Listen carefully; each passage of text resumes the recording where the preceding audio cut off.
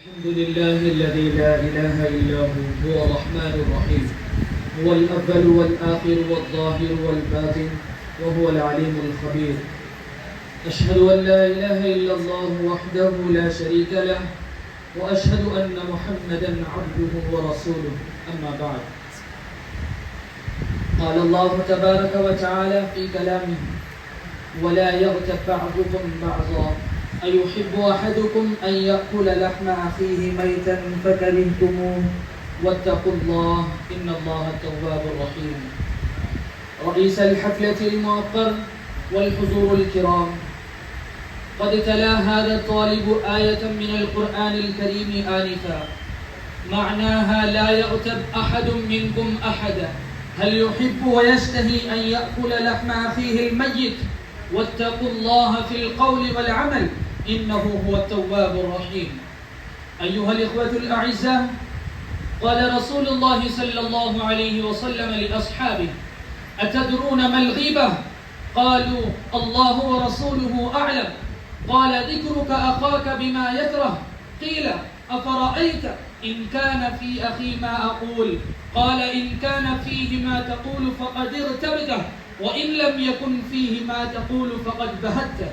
اعلموا أيها الإخوان أن الغيبة لا تختص باللسان فقط، فما يكره المغتاب ولو بالتعريض أو بالفعل أو بالإشارة أو بالغمز أو باللمس أو بالكتابة، وكذا سائر ما يتوصل به إلى المقصود، كأن يمشي مشيه فهو غيبة، بل هو أعظم من الكتابة، لأنه أعظم وأبلغ في التصوير والتمثيل والتفهيم. فلا شك ولا ريب أن الغيبة محرمة بإجماع المسلمين، وقد تظاهر على تحريمها الدلائل الصحيحة من الكتاب والسنة وإجماع الأمة.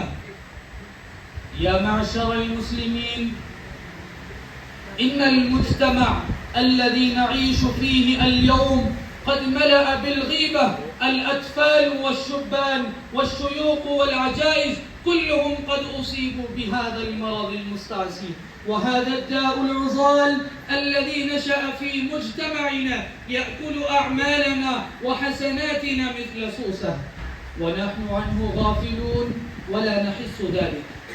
فقد جاء في حديث عن أبي سعيد رضي الله عنه قال رسول الله صلى الله عليه وسلم: الغيبة أشد من الزنا.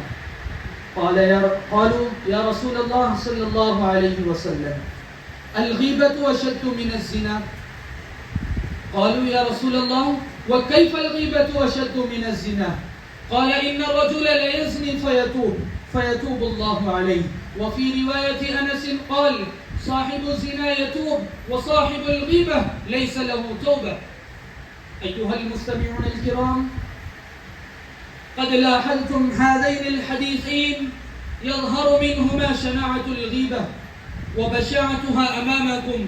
وأيضا قال رسول الله صلى الله عليه وسلم: لما عرج بي مررت بقوم لهم أظفار من نحاس يخمشون وجوههم وصدورهم، فقلت: من هؤلاء يا جبريل؟ قال: هؤلاء الذين يأكلون لحوم الناس ويقعون في أعراضهم.